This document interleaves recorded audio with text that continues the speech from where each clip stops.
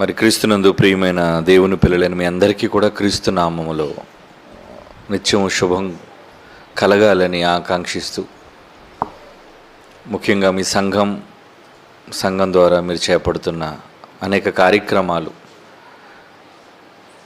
మేము వింటున్నప్పుడు మీ సంఘాన్ని గురించి ఎంతగానో హర్షిస్తున్నాం.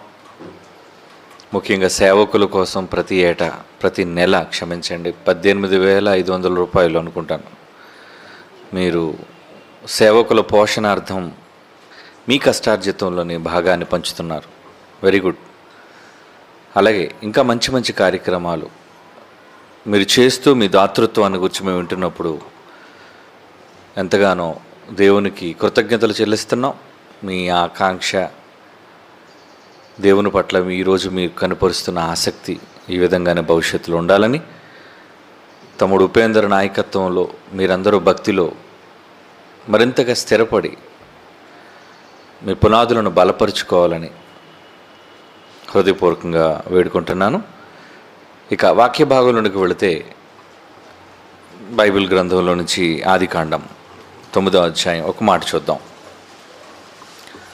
ఆదికాండం 9వ అధ్యాయం 5వ వచనం. ఆదికాండం 9వ అధ్యాయం 5వ వచనంలో ఏమని రాయబడిందో చదువుకుందాం అండి. మరియు మీకు ప్రాణమైన మీ రక్తమును గూర్చి విచారణ చేయుదును. మీకు ప్రాణం, దేహానికి ప్రాణం ఏది? రక్తం. బైబిల్ చెప్పింది. దాని గురించి నేను విచారణ చేస్తాను అంటున్నాడు. విచారణ అంటే ఇన్వెస్టిగేషన్, పరిశీలన, తగిన పరిశోధన నేను చేస్తాను దాని మీద అని అంటున్నాడు. ఏమండి, ఆ మాటకు అర్థం అదే. మరలా చదువుదాం ఆ మాట. మరియు మీకు ప్రాణమైన మీ రక్తమును గూర్చి విచారణ చేయుదును.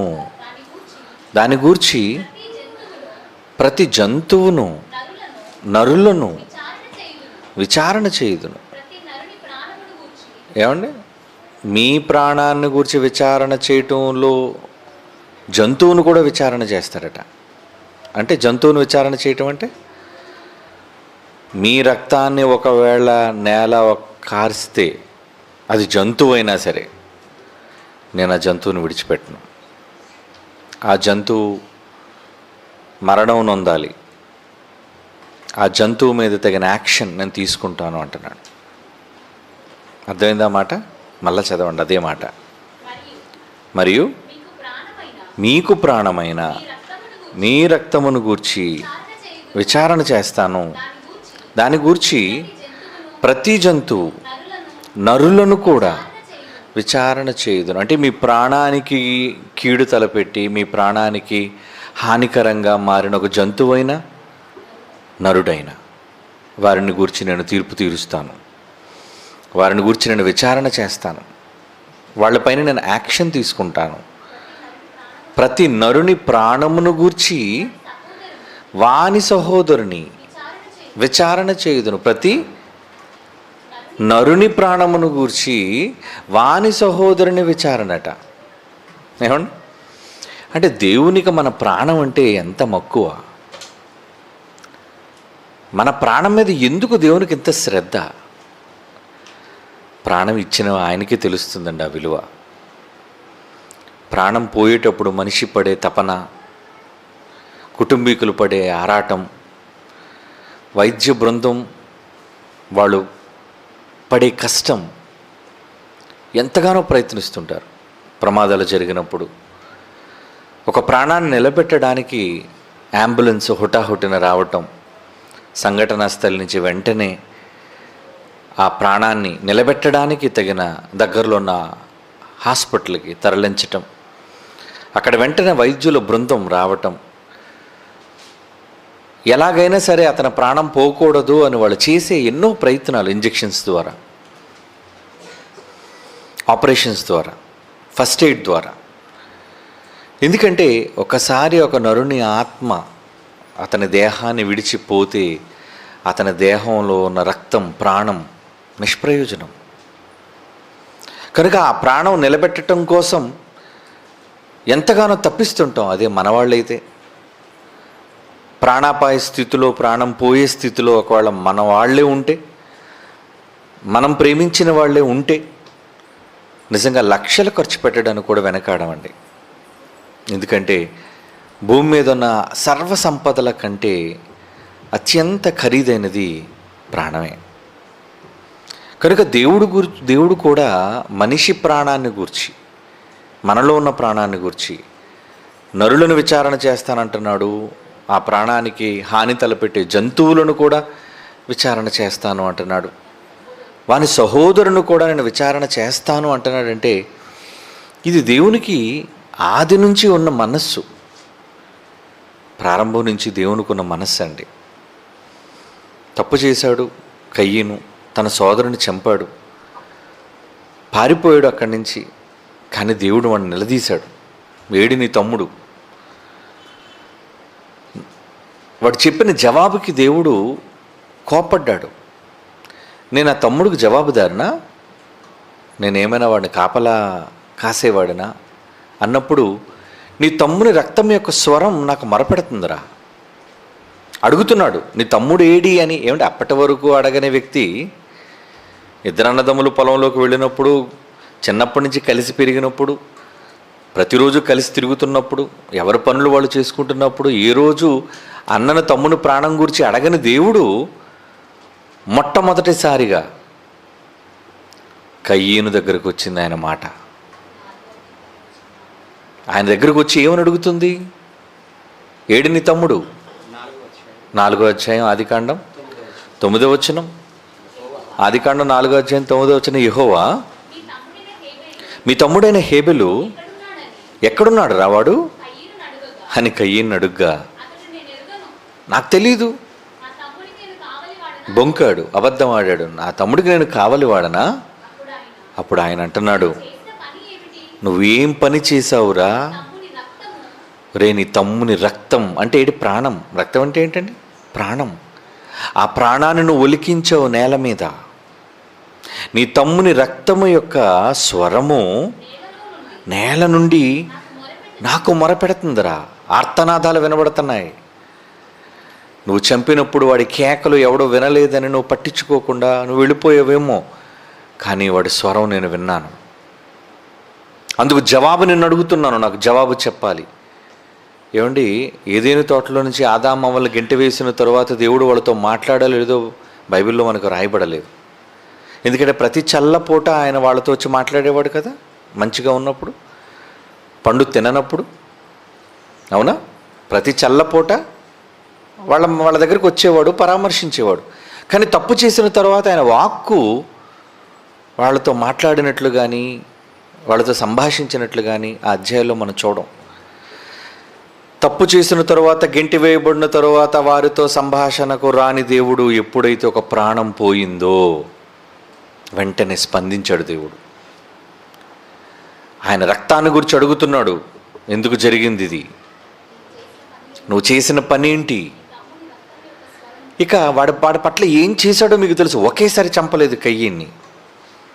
జీవితాంతం వాడు తన రూపాన్ని చూసి కుమిలిపోయేటట్లుగా రోజు వాడిని చంపాడు దేవుడు. నువ్వు ఒక్కసారే చంపడం కాదురా నీ తమ్ముడిని, నువ్వు బ్రతుకుండి రోజు చస్తావు. అందుకే నీ ముఖాన్ని నేను గుర్తు వేస్తున్నాను. నిన్ను చూసిన వాడు ఇంకేంటి చంపకూడదురా. చంపడానికి ఏముందో వీడిలో? వీడు బ్రతుకుండి విగత జీవిగా ఉన్నాడు. ఏమంటే కాళ్ళు చేతులు పోయి రోడ్డున పడిన వాడిని చంపాలని మీరు అనుకుంటారా? వాడి మొహం వికారంగా మారిపోయి, ఏమండి దీనంగా వాడు ఉన్నప్పుడు వాడిని మీరు చంపగలరా? జాలి కలుగుతుంది. అలాంటి జాలి పడే మనస్సు కయ్యను చూచిన వాళ్ళకి కలిగేటట్లుగా దేవుడు శాపం విధించాడు. కయ్యనికి ఇచ్చింది శాపమా వరమా? శాపమే కదండి. తమ్ముని రక్తాన్ని నేల కార్చినందుకు దేవుడు కయ్యనికి ఇచ్చిన శాపం. దేశదిమ్మరగా తిరుగుతావురా నువ్వు. నిజంగా ఆ రోజు ఎన్ని వందల సంవత్సరాలు తిరిగాడో తెలియదు కానీ, ఎందుకంటే వందల కాలం కదండి ఆయుష్కాలం. ఎప్పుడో నోదు దేశం రావాలి, ఆదాము గర్భం నుంచే ఏమండి కయ్యనికి భార్య రావాలి, అవన్నీ మీకు తెలుసు. అంటే 100 సంవత్సరాలు ఒంటరితనంతో గడిపాడు వాడు. ఒంటరిగానే పడుకున్నాడు, ఒంటరిగానే తిన్నాడు, ఒంటరిగానే తిరిగాడు, ఒంటరితనం చూపించాడు. ఎందుకంటే ఒంటరితనం చాలా పెద్ద శిక్ష అండి. జైల్లోని ఖైదీలు ఎందుకు గురేసుకుంటుంటారు? కుటుంబీకులు లేరు, చుట్టూ ఉన్న ఆ సెల్లో, ఆ ఖైదులో, ఆ సంకెళ్ళ మధ్య వాడు బ్రతకలేక నేను చావాలి. చుట్టూ తోడు ఖైదీలు ఎవరో ఒకరు మనుషులు కనబడుతుంటారండి. జైలర్ కనబడుతుంటాడు, ఏమండి మిగిలిన వాళ్ళు అందరూ కనబడుతుంటారు వాడికి ప్రతిరోజు. అలాంటిది అందరూ కనబడుతున్నా వీళ్ళు చావడానికి సిద్ధపడుతున్నప్పుడు, దేశదిమ్మరిగా వాడు తిరుగుతున్నప్పుడు అసలు నరుడన్నవాడు లేడు భూమి మీద. వాడి పంట వాడే పండించుకోవాలి, వాడి తిండి వాడే తినాలి, వాడి కష్టం వస్తే రోగం వస్తే వాడే పక్కన పడి మూలగాలి. చావు లేదు కదా వాడికి. జ్వరం వచ్చిందండి, ఎవడికి వాడు తడిగొడ్డేస్తారో నెత్తి మీద. కడుపు నొప్పి వచ్చిందండి, అమ్మా అని ఎవరితో వాడు చెప్పుకొని ఏడుస్తాడు చెప్పండి. అంటే కయ్యనుకు దేవుడు విధించిన శిక్ష మనం అనుకుంటున్నాం ఏదో చదువుకుంటూ వెళ్ళిపోయాం కాబట్టి ఏం లేదండి అనుకుంటున్నాం. కానీ చాలా పెద్ద శిక్ష వేశాడు దేవుడు. కొన్ని 100 సంవత్సరాలు వాడికి శిక్ష వేశాడు దేవుడు. 13వ వచనం, అందుకు కయ్యను నా దోషం యొక్క శిక్ష నేను భరించలేకపోతున్నాను. వాడికి వాడు చావలేకపోతున్నాడు. మరలా తమ్ముడినైతే చంపగలిగాడేమో కానీ వాడు ప్రాణాన్ని తీసుకునే ధైర్యం వాడికి లేదు. ఏమండి, ఎవరినో చంపగలడండి. మనం కొన్ని సందర్భాల్లో ఆలోచిస్తే కోడిని చంపినప్పుడు కొందరు చూడలేరు, అది మన ప్రాణం కాదు కదా. కోడి పీక కోస్తేనే విలవిల్లాడిపోయేవాళ్ళు చాలామంది ఉన్నారు. రక్తాన్ని కళ్ళ చూసిన వెంటనే కింద పడిపోయేవాళ్ళు ఉన్నారు, మూర్ఛిల్లిపోయేవాళ్ళు ఉన్నారు. అలాంటిది కయ్యను తమ్ముడు రక్తాన్ని కళ్ళ చూశాడు, వాడికి ఏం కాలేదు, వాడికి ఏం భయం అనిపించలేదు. అంటే వాడు ఎంత క్రూరుడో ఆలోచించండి. కానీ వాడి ప్రాణం తీసుకోవడానికి వచ్చేసరికి మాత్రం వాడికి ధైర్యం సరిపోలేదు. నా దోష శిక్షను నేను భరించలేకపోతున్నాను కనుక చస్తాను అని ఏ కొండ నుంచి దూకేశాడు వాడు?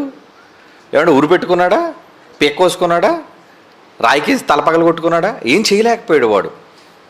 అటు చావను లేకపోతున్నాడు, ఇటు శిక్షను అనుభవించలేకపోతున్నాడు. అదేనండి దేవుడు వారికి వేసిన శిక్ష. ఇదంతా దేనికి వచ్చిందో తెలుసా?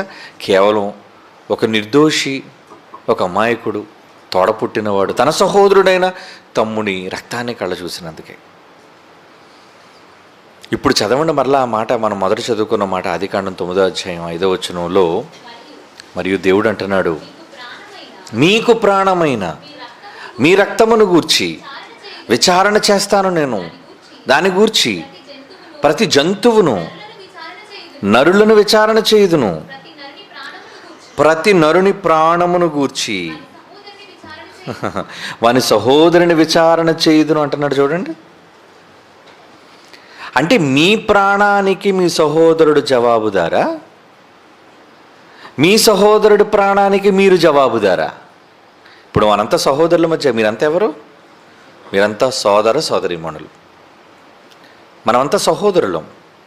అంటే మీరందరూ ఇక్కడ కూడుకుంటున్నారు, సమాజంలో బ్రతుకుతున్నారు, దేవుని పనిలో ఉంటున్నారు. అంటే మీరు ప్రతి ఒక్కరూ మరొక సహోదరుడి ప్రాణానికి జవాబుదారీ. మేమెందుకు జవాబుదారు అవుతామండి? ఏం కుటుంబం కాదా? కయ్యను కుటుంబం కాదా? కయ్యను హెబెలు ఇద్దరు కుటుంబం కాదా? మరి మీరెవరి కుటుంబం?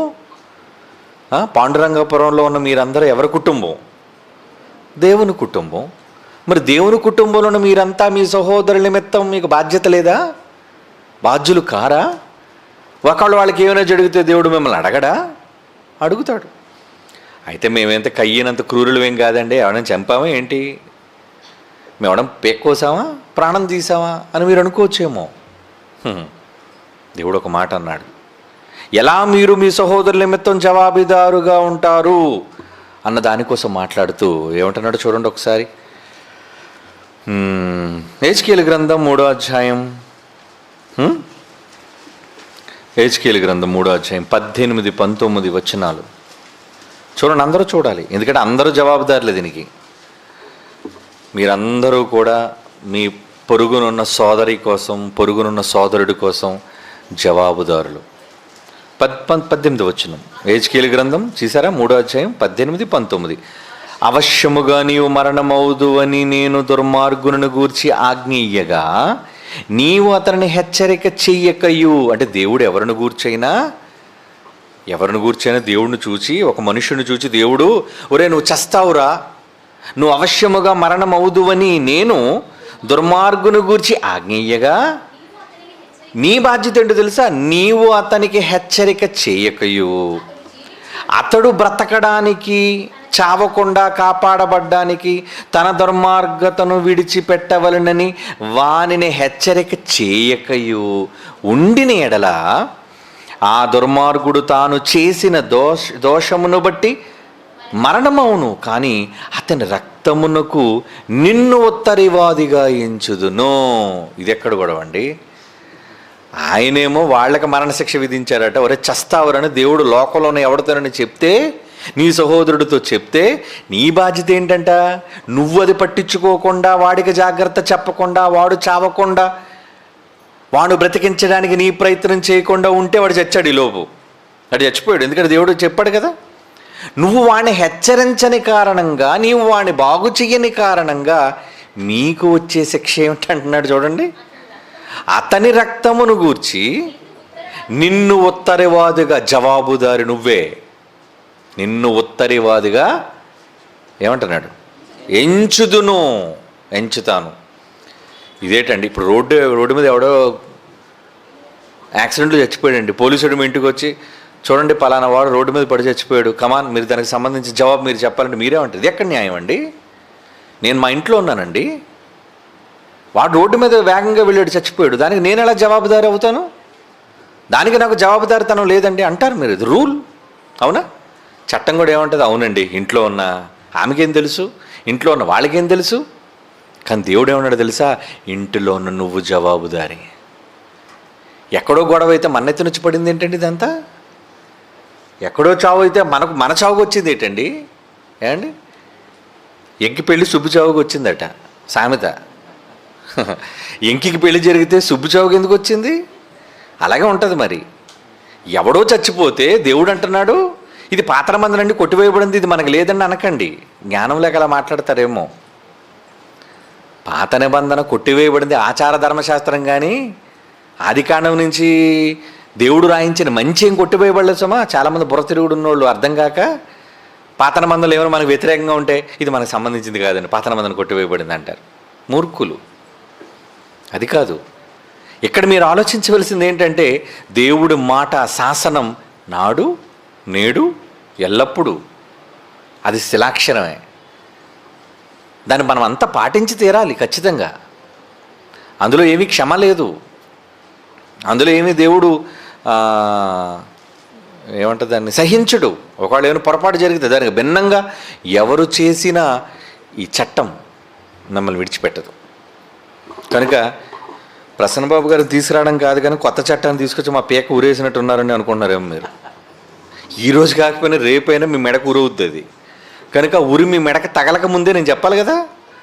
అందుకే మీకు చెప్తున్నాను, మీరు జాగ్రత్త పడాలి. మీరే కదా మనందరం, మీతో పాటు నేను ఉన్నాను సుమా. మనందరికీ దేవుడు జాగ్రత్త చెప్తున్నాడు. చదవండి మరలా ఆ మాట, ఎందుకంటే ఒకసారి చదివితే మన బుర్రకెక్కదు. హెజ్కేలు గ్రంథం 3:18-19 వచనాలు. అవశ్యముగా నీవు మరణమవుదువని నేను దుర్మార్గుని గూర్చి ఆజ్ఞయ్యగా, నీవు అతని హెచ్చరిక చేయకయో, అతడు జీవించినట్లు తన దుర్మార్గతను విడిచిపెట్టవలెనని వానికి ప్రసంగం చేయక, హెచ్చరిక చేయక ఉండిన ఎడల ఆ దుర్మార్గుడు ఆడు చేసిన దోషమును బట్టి మరణమవును, కానీ అతని రక్తమునకు నిన్ను ఉత్తరివాదిగా ఎంచుదును.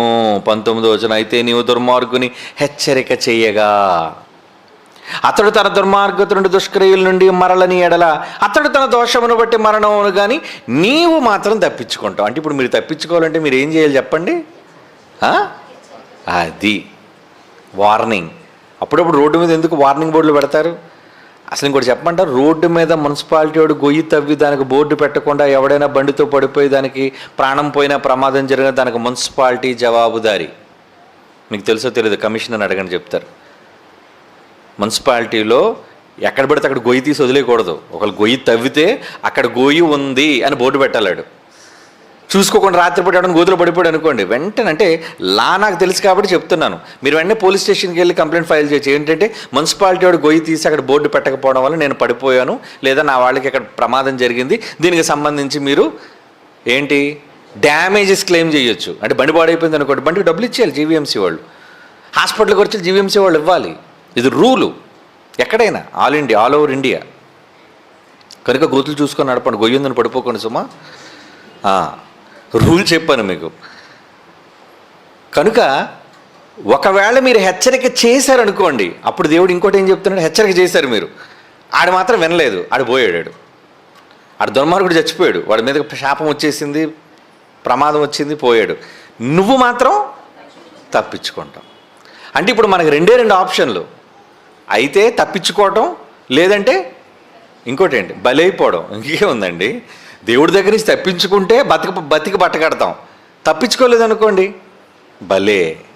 బలైపోయినట్టే. అంటే ఇప్పుడు మనందరి మీద ఒక కుటుంబంగా, దేవుని కుటుంబంగా, భూమి మీద ఉన్న ప్రతి కుటుంబం దేవుని కుటుంబం అని మళ్ళీ కల్పించాడు మనందరినీ. ఏమంటే ఏదో సంఘం మనవాళ్ళు వీళ్ళకి చెప్తే చాలు కాదు, సహోదరుని గూర్చి అడుగుతాను, విచారణ చేస్తాను. ఎందుకు విచారణ చేస్తానన్నాడు, అసలు వీడు ఎందుకు వినలేకపోయాడు, వీడు ఎందుకు చెప్పలేకపోయాడు, వీడికి ఎందుకు తెలియకుండా పోయింది, వీడు ఎందుకు వినకుండా పోయాడు, పక్కన ఎవడున్నాడు దగ్గరలో, వీడు చెప్పలేదా వాడికి, లేదు ప్రభా చెప్పలేదు, వీడు పోనీ చెప్పే ప్రయత్నం చేశాడా, లేదు ప్రభా అసలు టైం లేదు, వాళ్ళకి చెప్పే ప్రయత్నం కూడా చేయలేదు. చెప్పాడు ప్రభా, మీటింగ్ ఏర్పాటు చేశారు, వాడి ఇంటి పక్కనే పెట్టారు, వాడి ఇంటి ముందు పోస్టర్ అంటే ఇచ్చారు, కరపత్రం కూడా ఇంట్లో పంచారు, ఓకే అయితే విడిచిపెట్టే, వీడి తప్పులేదు. లేదు ప్రభా వీళ్ళు పోస్టర్ వేయలేదు, ప్యాంప్లెట్ వేయలేదు, ఎక్కడ హెచ్చరిక చేయలేదు, మీటింగ్ పెట్టలేదు, ప్రకటించలేదు అంటే మాత్రం లెక్కలో రాయండి, పనిష్మెంట్ ఉంది వీడికి. కనుక ఇప్పుడు మనం పనిష్మెంట్ తప్పించుకోవాలి అంటే మనం చేయాల్సింది ఏంటంటే హెచ్చరికలు జారీ చేయాలి. ఈ పెట్టే సభలన్నీ ఏమనుకుంటున్నారు, హెచ్చరికలే అవన్నీ. దేవుని మాటలు వినండర్రా, వినకపోతే పోతారా, బాగుపడండర్రా, దేవుడు మీకోసం ఆలోచిస్తున్నాడర్రా. మనం పెట్టే పబ్లిక్లో పెట్టే ఏ సభ అయినా ఎక్కువగా మనం మన సహోదరుల కోసం సెమినార్లు పెట్టుకున్నాం అనుకోండి, అది మీ వరకు పరిమితం. ఎందుకంటే నిన్ను నమ్మినవాడు, నువ్వు అంగీకరించినవాడు, నిన్ను ప్రేమించినవాడు వస్తాడు అక్కడికి. మరి బయటోడికి ఎవడు చెప్తాడు? కనుక ఇప్పుడు ఏది జరగాలి, లోన్ వీడికి చెప్పాలి, బయట ఉన్న వాడికి చెప్పాలి. ఎందుకంటే వాడి డ్యామేజ్ మన మీదే వేస్తాడు, పక్కనున్న వాడి డ్యామేజ్ మన మీదే వేస్తాడు. అయితే ప్రసంగికుడు కాబట్టి ఉపేంద్ర ఒక్కడికే డ్యామేజ్ అని కాదు, మీకు కూడా డ్యామేజే. అందరినీ అడుగుతానన్నాడా, వాక్యోపదేశకుడిని అడుగుతానన్నాడా? అలా అనుకుంటే మీ అందరూ బతికిపోతారు, ఉపేంద్ర దెబ్బ అయిపోతాడు. ఎందుకంటే నాకు నాయకత్వం వద్దు బాబు, వీళ్ళందరూ పోరు, నాకెందుకు. కనుక ప్రతివాడు తన సహోదరుని గూర్చి అని, ప్రతివాడు అన్నాడా? మీ అందరూ కూడా మీ ప్రక్కనున్న సహోదరి కోసం, సహోదరుని కోసం డ్యామేజెస్ బాధ్యత మీదే, దానికి పూర్తి హక్కుదారులు, బాధ్యతాదారులు మీరే, ఉత్తరవాదులు మీరే, దానికి జవాబు మీరే చెప్పుకోవాలి. ఇది దేవుడు చెప్తున్నాడు. అంటే ఇప్పుడు మన కర్తవ్యం ఏంటి? ఈ మాట విన్న తర్వాత మనం ఏమనుకోవాలి, అమ్మో చెప్పాలరా ఎలాగైనా సరే. చెప్పకపోతే మనం నేరస్తులు అవుతాం దేవుని దృష్టిలో. ఎందుకంటే కయ్యనికి శాపం ఇచ్చేశాడు, ఆల్రెడీ తప్పు చేశాడు, వీడు డైరెక్ట్గా చంపేశాడు, వాడి దోష శిక్ష వచ్చింది. మనం చెప్పకపోయినా వాడు చస్తే వాడు దోష శిక్ష మన మీదకి వస్తుందట. ఎవడో ఎక్కడో చచ్చిపోవడం ఏంటి వినకుండా, వాడు వినలేనందుకు మనల్ని నేరస్తులుగా చేసి దేవుడు ఆ శిక్ష మన మీద వేయడం ఏంటి? వాడు బతికినంతకాలం దేవుని శిక్ష అనుభవిస్తూ నేను భరించలేకపోతున్నాను నీ దోష శిక్ష అని కయ్యను వాపోతున్నాడు అంటే అది ఎంత భారంగా ఉంది. కనుక ఈ భారం మన మీద కూడా ఉంటుంది. కనుక ఇప్పుడు మీరంతా ప్రకటించాలి, హెచ్చరిక చేయాలి. అలాగని ఇంటింటికి వెళ్ళి వార్నింగ్ ఇవ్వకండి. ఏమంటే హెచ్చరిక చేయమనడని ప్రతి ఇంటికి వెళ్ళి చూడడం యేసుప్రభుని నమ్ముకోలేదని పోతావు, ఇలాంటి వార్నింగ్లు ఇవ్వకండి. ఇంకొకసారి మిమ్మల్ని కనబడినెవరు. అలాంటి పనులు చేయకండి సుమా. చెప్పే విధానంలో చెప్పాలి. అది ఏమండి చెప్పే విధానంలో చెప్పాలి. ఇప్పుడు మన సెమినార్లు పెట్టామనుకోండి, సెమినార్కి వచ్చేవాళ్ళందరూ మనోళ్ళు క్రైస్తవులు, బయటోడు ఎండో. మరి బయటోడు వినాలంటే ఏం చేయాలి? బయటోడు వినాలంటే మనం ఆడి దగ్గరికి వెళ్ళాలి. ఆడ మన దగ్గర రాడు. పిలిస్తే వస్తాడేంటి? రాడు కదండి. మన విశాఖపట్నం వాళ్ళు నా దగ్గరికి వచ్చి, ఏమండి గురజాడ కళాక్షేత్రం చాలా పెద్దండి, ఆడిటోరియంలో అది ఉంటుంది, అక్కడ పెడదామండి మీటింగ్ అన్నారు. మీటింగ్ పెడతా బాగుంది, వస్తారు జనం, కానీ వినాలనుకున్నాడు వస్తాడు అక్కడికి, బండికి ఛార్జీ పెట్టుకొని ఆడిటోరియంకి వస్తాడు. కానీ ఏ పని పాటు లేక ఓరకనే అక్కడ గాలికి కూర్చున్న వాళ్ళు చాలామంది ఉంటారు. ఎక్కడ? బీచ్ దగ్గర. ఎందుకంటే ఎండాకాలం సాయంత్రం పూట కుటుంబాలతో పిల్లలతోని ఆ చల్లగాలి కోసం అక్కడికి వచ్చి కూర్చుంటారు. వాళ్ళ మధ్యకి వెళ్ళిపోదాం పదండి అన్నాను. మరి ఎలాగండి, 10 లక్షలు అవుద్ది. అవుని అంటే డబ్బులు ఖర్చు అవుతానో ఆలోచిస్తావా అంటే వాళ్ళు భయపడతాను, చిన్నపిల్లలు కదండి. భయపడకండి, మేము ఉన్నాను కదా ప్రసంగికుడిగా, నువ్వు నాకేం అనవసరం లేదు, నేనే ఇస్తాను, అవసరమైతే ₹1,00,000 రాసుకో అన్నాను. ఏమండి, ప్రసంగికుడిగా నాకు ఇవ్వాల్సింది పోయి నేను మరలా డొనేట్ చేయడం ఏంటి? ఎందుకు? ప్రజల మధ్యకి వెళ్ళి చెప్పాలి. ఊరకని అక్కడ గాలి ఆ బీచ్ దగ్గర కూర్చుంటాడు, ఒడ్డును కూర్చుంటాడు, పెద్ద తిరగట్టం, ఎంత 30 అడుగులు ఉంటూ 14 అడుగులు, 30 అడుగులు స్క్రీన్ వేయమన్నాను, పెద్ద ఎల్ఈడి. ఎందుకంటే అక్కడ వచ్చిన వాళ్ళందరూ పాట చూడాలా, అక్కడ వచ్చిన వాళ్ళందరూ బొమ్మ చూడాలా. లేదంటే అది చెప్పకపోతే మనల్ని అడుగుతాడు దేవుడు, ఏరా నువ్వు 4 గోళ్ల మధ్యన ఎప్పుడు నీకోసం నువ్వు చెప్పేసుకుంటావేంటి? ఆడికెవడు చెప్తాడు? మరి నువ్వు పెద్ద సిటీలో ఉంటున్నావు, నీ చుట్టూ ఆ పట్టణంలో ఉన్నవాళ్ళు నువ్వు ఆలోచించవా? ఆలోచించాలి. అంటే నేను అక్కడికి వెళ్ళమని పిల్లల్ని ప్రోత్సహించి పంపడానికి గల కారణం ఏంటంటే ఇదేనండి ఆలోచన నా వెనకున్నది. ఏదో అక్కడికి వెళితే మనం 10 మందికి పరిచయం అవుతాను కాదు, వీళ్ళు పరిచయాలు ఎవడకు కావాలి. ఈరోజు గొప్పవాడని పొగుతాడు, రేపు తేడా తెలిసిందంటే మనకి ఏమంటే చెడ్డ మాటలు మన కోసం మాట్లాడతారు. కనుక వీళ్ళు మెహర్బానీలు మనకు అవసరం లేదు, వీళ్ళ మేళతాళాలు దండలు మనకు అవసరం లేదు. మనం చెప్పాల్సింది వాళ్ళకి చెప్పాలి. ఆడ మన దగ్గరికి రాడు కనుక మనం ఆడి దగ్గరికి వెళ్ళిపోదాం. ఈరోజు సువార్త ప్రకటించే వాళ్ళు చేస్తున్న ఎంత ఉత్తమమైన పన్ను తెలుసా? సువార్త ప్రకటించే వారి పాదములు సుందరములు అని ఎందుకన్నాడు తెలుసా? వాళ్ళ దగ్గరకు మీరు వెళుతున్నారు. అవును, వాళ్ళ దగ్గరికి మీరు వెళ్తున్నారా? వాళ్ళ గ్రామాలకు వెళుతున్నారు, వారి పట్టణాలకు వెళుతున్నారు, వాళ్ళ వీధుల్లోనికి వెళుతున్నారు, వాళ్ళకి వెళ్ళి కరపత్రాలు పంచుతున్నారు. ఏమండి, నిజంగా చిన్నప్పుడు ఆ పల్లె ప్రాంతాలకి, ఆ పల్లెలకి వెళ్ళిపోయి పొద్దున్న లేచి 7 గంటలకు బయలుదేరిపోయామండి కరపత్రాలు పంచడానికి, మైక్ పట్టుకొని వాక్యాలు చెప్పడానికి. అంత కలుపుకుంటూ 10 మంది కూడా ఉంటారండి ముందుని. మేము వెళ్ళేది ఒక 50 మంది వెళ్ళినా అంత కలుపుకుంటూ 10 మందే ఉండేవారు, 5గురు ఉండేవారు, ఒకసారి 2 ఉండేవారు. ఏం చేస్తాం మరి? చెప్పడమే వాడికి సువార్త.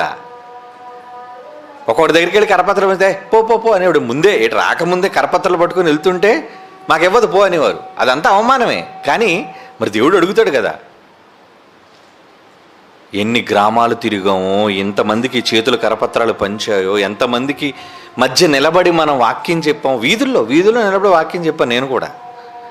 ఈరోజు ప్రజల మధ్య వేదిక మీద పెద్దగా 1000 మంది మధ్య మాట్లాడినా, ఆ రోజు అంతా కలుపుకుంటూ 5గురు 10 మంది మధ్య కూడా మాట్లాడాను. అవసరమైతే ఇప్పుడు కూడా మాట్లాడతాను, దానికి నాకు సిగ్గేం కాదు. దానికి కారణం ఏంటంటే చెప్పాల్సిన బాధ్యత మన మీద ఉంది. ఎందుకంటే దేవుడు మనల్ని ఉత్తరవాదులుగా చేశాడు. దానికి వాడిని సహోదరుడు కదరా, నువ్వు చెప్పవా? వాడిని బాగు చేయవా? వాడి ప్రాణం ఎంత విలువైందో నీకు తెలుసా? నేను కదా కన్నాను, నువ్వు ఎలాగ కనలేదు వాడిని. వాడు ఆత్మనిత్యం నరకానికి వెళ్ళిపోతే ఇంక అక్కడి నుంచి తిరిగి వచ్చేది లేదు. ఏమండి, అంతేనా? ఒకసారి వాడు పాతాళానికి పోయాడు అనుకోండి, ఎవడు తీసుకొస్తారండి? పాతాళ నుంచి తెచ్చేవాడు ఎవడన్నా ఉన్నాడా? వెళ్ళక ముందే వాడిని కాపాడాలా. వెళ్ళిన తర్వాత మనం ఏమీ చేయలేమండి. వాడిలో ప్రాణం ఉన్నప్పుడే మనం చెప్పగలం, వాడిలో ఊపిరి ఉన్నప్పుడే మనం వాడి మనోనేత్రాలు వెలిగించే ప్రయత్నం మనం చేయగలం. అందుకే చేయాలి. కనుక మనం ఇండోర్ కార్యక్రమాలు ఎన్నైతే చేయడానికి సిద్ధపడుతున్నామో, మీరు నేర్చుకోవాల్సింది ఏంటంటే అవుట్డోర్ కార్యక్రమాలు కూడా చేయడానికి అంతగా మీరు సిద్ధపడాలి. ఎందుకంటే మీరందరూ జవాబుదారులు. ఎవరి కోసం? ఈ పట్టణం, ఖమ్మం పట్టణం కోసం మీరు జవాబుదారులు. ఈ ఖమ్మ పట్టణానికి ఆనుకొని ఉన్న పల్లెలు, గ్రామాలు మీకు దగ్గరకు ఉన్నోళ్ళు కదా. ఎక్కడో విశాఖపట్నం నుంచి నేనంత దూరం వచ్చినా ఎందుకు మీరు పక్క గ్రామాలకు ఎందుకు వెళ్ళారు చెప్పండి? వెళ్ళాలి కదా. మొలకల్పల్లి అంటే ఇక్కడి నుంచో 15 కిలోమీటర్లు 20 కిలోమీటర్లు. మరి నేను అక్కడి నుంచి వచ్చానా ఈ మూలకి? మరి మీరు వెళ్తుందా? పోనీ ఇన్ని 100 కిలోమీటర్లు మీరు వెళ్ళని అవసరం లేదు. కనీసం మీ దరిదాపుల్లో మీకు అందుబాటులో ఉన్న ప్రాంతాలకు మీరు వెళ్ళాలి. డబ్బులు ఇచ్చేసామని సరిపోదు. ఏమండి మేము ఎక్కడికి వెళ్ళం కానండి, ఫైనాన్షియల్గా మాత్రం డబ్బులు మాత్రం ఇచ్చేస్తామండి. ఎవరికి కావాలి డబ్బులు ఇచ్చేస్తే? నువ్వు చేసే పని ఏముంది? డబ్బులు ఇచ్చేస్తే అన్నీ జరిగిపోవు. నిన్నే చెప్పినట్టున్నాను క్లాసులో, మీరు ఎంతమంది విన్నారో తెలియదు. భార్య ఉద్యోగం చేసి వచ్చి ఏమండి భర్తకు వంట చేయకుండా ఏం చేయకుండా స్విగ్గీలో డబ్బులు ఉన్నాయి కదా ఆర్డర్ పెట్టేస్తానంటే ఎవరికి కావాలి ఆర్డరు? నేను పెళ్లి చేసుకుని దేనికి రా, నువ్వు వచ్చి వండు, నువ్వు వచ్చి వడ్డించు. నువ్వు ఉద్యోగం చేస్తే చెప్పండి మీకేం కావాలి, ఏం ఆర్డర్ పెట్టమంటారు చెప్పండి. నువ్వు చేస్తూ ఉండే నాకు ఆర్డర్ పెట్టడం ఏంటి? నా దగ్గర డబ్బులు ఉన్నాయండి, ఇప్పుడు చేయలేను, నేను కష్టపడలేను. కాదండి, మనం కష్టపడి చెయ్యాలి వాళ్ళకి. అది ప్రీతికరం, అది శ్రేయస్కరం. దేవుడు కూడా మనం చేసే క్రియలు ఏంటా క్రియలు? పని ఏంటా పని? ఇవ్వటం ఒకటే పని కాదు. మీరు నడవగలుగుతున్నారా? మీరు కష్టపడగలుగుతున్నారా? దేవుడు మీకు జీతాన్ని ఎప్పుడు ఇస్తానన్నాడు?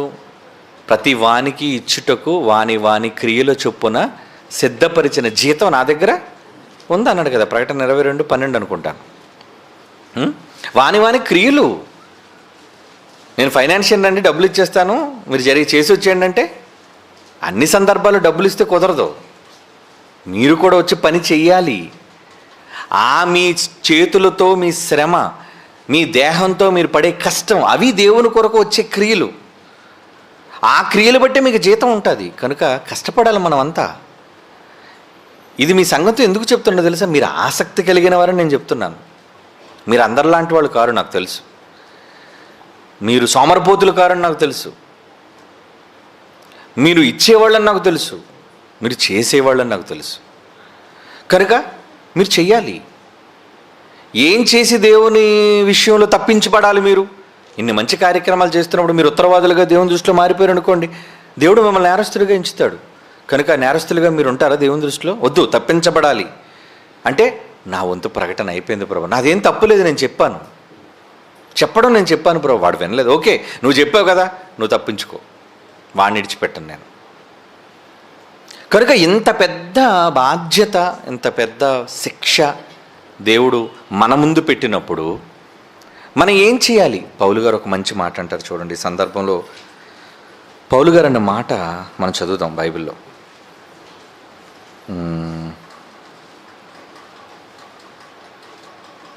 అపోస్తుల కార్యములు 20:26 చూడండి ప్రియులారా. అపోస్తుల కార్యములు 20:26. కాబట్టి మీలో ఎవరి నాశనము విషయమై, అంటే కిందన మూల భాషలో ఏమనిచ్చాడా? అందరి రక్తము విషయమై నేను నిర్దోషిని. నాకేం సంబంధం లేదు దీంతో. ఎలా? ఎందుకు చేతులు దులిపేసుకుంటున్నాడు? నేను చెప్పలేదని కాదు, నేను చెప్పాను, మీరు వినకపోతే మీ కర్మ. నేను చెప్పాను, ప్రకటించాను, నా బాధ్యత నేను చేశాను. అంటే పౌలు గారు ఎంత చక్కగా తప్పించుకున్నారు చూసారా? మీరు అలా తప్పించుకోవాలి. ఎలా? సాకులు చెప్పి తప్పించుకోవడం కాదు, పని చేసి తప్పించుకోవాలి, ప్రకటన చేసి తప్పించుకోవాలి, హెచ్చరిక చేసి తప్పించుకోవాలి. అర్థమైందో లేదో మీకు ఆ మాట?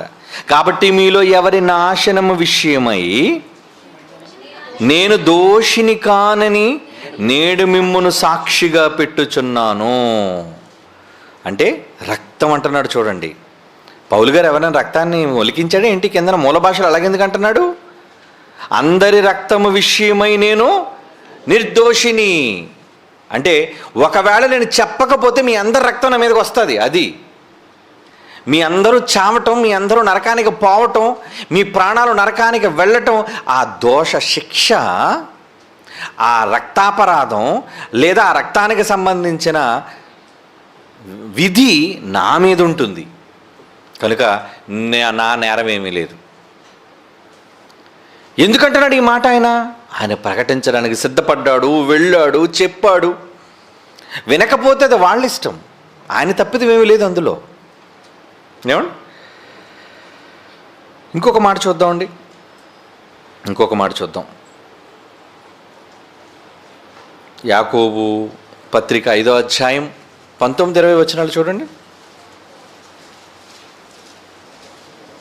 యాకోబు పత్రిక 5:19-20 నా సహోదరులారా, మీలో ఎవడైనను సత్యము నుండి తొలగిపోయినప్పుడు మరి ఒకడు అతనిని సత్యమునకు మళ్ళించిన ఎడల, పాపిని వాని తప్పు మార్గము నుండి మళ్ళించువాడు మరణము నుండి ఒక ఆత్మను రక్షించి అనేక పాపములను కప్పివేయునని తాను తెలుసుకొనవలెను. అంటే నువ్వు చెప్పకపోవడం వల్ల వాడు మరణానికి వెళ్ళిపోతున్నాడు. వాడి రక్తం, వాడి దోషం యొక్క శిక్ష, నేరం, వాడి రక్తం నీ మీదకి వస్తుంది. నీ సహోదరుని రక్తాన్ని గురించి నేను విచారణ చేస్తానంటున్నాడు కదా.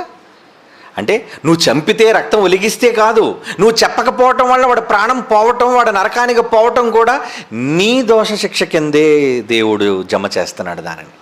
అందుకే పౌలు గారు కూడా ఎందన్నప్పుడు వారి ప్రాణం విషయంలో, వారి రక్తం విషయంలో, రక్తం అనే పదాన్ని ఎందుకు మూల భాషలో వాడారంటే, బాబాయ్ వాడి ప్రాణానికి నాకు ఏ సంబంధం లేదని నేను చెప్పాను. అంటే మీ చెప్పడానికి వాడి రక్తానికి సంబంధం ఉన్నట్టే కదా. మీ ప్రకటనకి, మీ హెచ్చరికకి, వాడి ప్రాణానికి ఉన్న రక్తానికి సంబంధం ఉంది. కాబట్టి మీరు ఎంత జాగ్రత్తగా ఉండాలి. ప్రకటన విషయంలో ఎప్పుడు నిర్లక్ష్యం అనేది చేయకండి. ఎందుకంటే మనం ఎప్పుడు పోతామో తెలీదు, ఎప్పుడు మన కాళ్ళు చేతులు పోతాయో తెలీదు. ఉన్నంత వరకు, మన ఆరోగ్యంగా ఉన్నంత వరకు దేవుని కోసం చెప్పాలి, ప్రకటించాలి, సమాజాన్ని హెచ్చరిక చేయాలి. ముంబై వెళ్ళి ప్రపంచానికి దేవుని హెచ్చరికని టైటిల్ పెట్టామండి, వార్నింగ్. ఆడు పిలిచి అడుగుతున్నాడు, ఏంటి మీరు మాకు వార్నింగ్ ఇచ్చేవాళ్ళ, ధమ్కి ఇస్తున్నారా మాకు అంటున్నాడు వాళ్ళ భాషలో. ధమ్కియా, వార్నింగా, హెచ్చరిక ఏంటి? మరి బైబిల్లో దేవుడు హెచ్చరిక చేయమని అన్నాడు. ఆడికేం తెలుసు? ఆడికి తెలియదండి. ఓ జై శ్రీరామ్ అనుకుని చాలామంది వచ్చారు, గొడవ చేశారు. ఆ వీడియో మీరు చూసే ఉంటారు. ఆ టైటిలే హెచ్చరిక, ప్రపంచానికి దేవుని హెచ్చరిక. ఏట్రా మీరు మాకిచ్చే హెచ్చరిక అని అడిగారు. మనకు వార్నింగ్ ఇద్దామని వచ్చారు, మొత్తానికి వాళ్ళే పోలీసులు వాళ్ళకి వార్నింగ్ ఇచ్చి పంపించారు. వాళ్ళని మీటింగ్లు చక్కగా జరిగాయి. అంటే ఎందుకు మనం వెళుతున్నాం? ఎక్కడైనా, ఎవరి అడ్డాలోకైనా మనం వెళుతున్నాం, ఎవరి ప్రాంతానికైనా మనం వెళుతున్నాం, ఎవరి జాగీరికైనా మనం వెళుతున్నాం, ఎవరి ప్రాంతానికైనా మనం తిరగగలుగుతున్నాం అంటే కేవలం హెచ్చరిక చేయడానికి. ఇది దేవుడు హెచ్చరికగా చెప్పన్నాడు. హెచ్చరిక అంటే వాడికి వార్నింగ్ అని కాదు. అక్కడ వాడు పోయే లోకానికి వాడు పోకుండా వాడికి వార్నింగ్. టేక్ డైవర్షన్ అన్నాడు. ఎందుకు? అక్కడ రోడ్డు తవ్వేశారా, పెద్ద గొయ్యి ఉంది, చూసుకోపోతే పోతావని. అంతేగాని పిలిచాడు భయపెట్టడం కోసం కాదు. ఏంటి వార్నింగ్ ఇస్తున్నారా నువ్వు నాకు అంటే, అది వార్నింగ్ కాకపోతే నీ మంచిది. నువ్వు దాన్ని మరొక విధంగా నువ్వు భావిస్తే ఎలా? మీరెలా నాకు వార్నింగ్ ఇవ్వడానికి అంటే, జీవీఎంసీ మున్సిపాలిటీ వాళ్ళు అంటావా, మీరెవరండి మాకు వార్నింగ్ బోర్డు పెట్టడానికి ఎక్కడంటే? అలా వాళ్ళు అది బేఖాతరు చేస్తే సమస్య మనకే. కాబట్టి దేవుడు తన సహోదరుని విషయంలో, తన రక్తం విషయంలో నిన్ను విచారణ చేస్తాను అంటున్నప్పుడు మనం ఎంత శ్రద్ధ కలిగి ఉండాలి, ఎంత జాగ్రత్త కలిగి ఉండాలో ఆలోచించండి. చివరిగా ఇంకొక మాట చదువుతాం. ఏమండి? గలతీ పత్రిక 6వ అధ్యాయం 1వ వచనం. గలతీ పత్రిక 6వ అధ్యాయం 1వ వచనం ఏమంటున్నాడండి? సహోదరులారా, ఒకడు ఏ తప్పిదములోనైనను చిక్కుకొని ఎడలా ఆత్మ సంబంధులైన మీలో ప్రతివాడు తానును శోధింపబడునేమో అని తన విషయమే చూచుకొనుచు సాత్వికమైన మనస్సుతోటి వారిని మంచి దారికి తీసుకొని రావలెను. మంచి దారి ఏంటి? ఆ దారి యేసు ప్రభువే మీకు ఆ దారి. ఏమండి? ఈ కొత్త పాట ఉంది, మీకు వేస్తానండి, మీటింగ్స్లో వేస్తాను. పాపాన్ని చేసావు నువ్వు కోరి, కానీ యేసు ప్రభువే నీకు దారి. కనుక మంచి దారికి తీసుకొని రావడం అంటే మన మంచి సన్మార్గంలోకి వాళ్ళు తీసుకొని వెళ్దాం ఉన్నాం. వాళ్ళు దాన్ని అది అర్థం చేసుకోలేక మతం అంటున్నారు, ప్రచారం అంటున్నారు. వాళ్ళు ఏదైనా అనుకోనివ్వండి. మన బాధ్యత వాళ్ళకి హెచ్చరిక చేయటం, వాళ్ళ మంచి దారికి తీసుకొని రావటం, సన్మార్గాన్ని వాళ్ళకి చూపించటం, వాడి ప్రాణాన్ని కాపాడడం, వాడి రక్తం విషయంలో మనం దోషులుగా ఉండకుండా మనల్ని మనం కాపాడుకోవటం.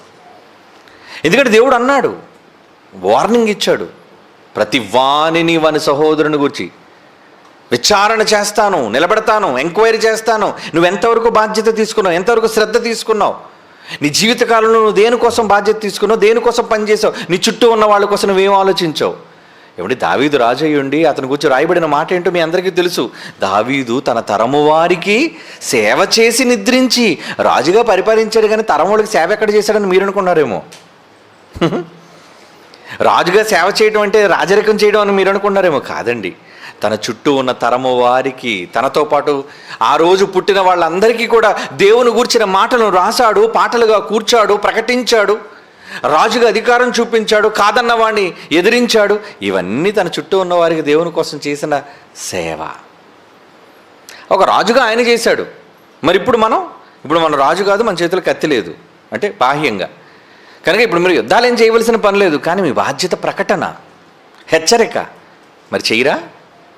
లేదంటే దేవుడు మీ చుట్టూ ఉన్న అందరి కోసం విచారణ చేస్తాడు. ఆ భయం మీకుంటే హెచ్చరిక చేయడానికి, ప్రకటన చేయడానికి మీ కష్టాన్ని ఎక్కువ ఉపయోగించండి, ఎక్కువ కార్యక్రమాలు చేయండి, ఎక్కువ ఉన్నతమైన ఈ మాటలు ప్రకటించడానికి మీరు సిద్ధపడండి. అప్పుడు మీరు తప్పించబడతారు. లేదా మీ చుట్టూ ఉన్న వాళ్ళందరి యొక్క దోష శిక్ష మీ మీదకి వస్తుంది. దేవుడు మిమ్మల్ని అడుగుతాడు. కళ్ళు మూసుకొని ప్రార్థన చేసుకుందాం. పరిశుద్ధుడైన తండ్రి, నీ పిల్లలతో మాకు ఇచ్చిన ఈ మంచి సహవాసాన్ని బట్టి ధన్యవాదాలు. మీ పిల్లల ఆసక్తి మీకు తెలుసు. వారి ఆసక్తి ఎల్లప్పుడూ తుది శ్వాస వరకు ఇలాగే కొనసాగించుటకు సహాయం దయచేయండి.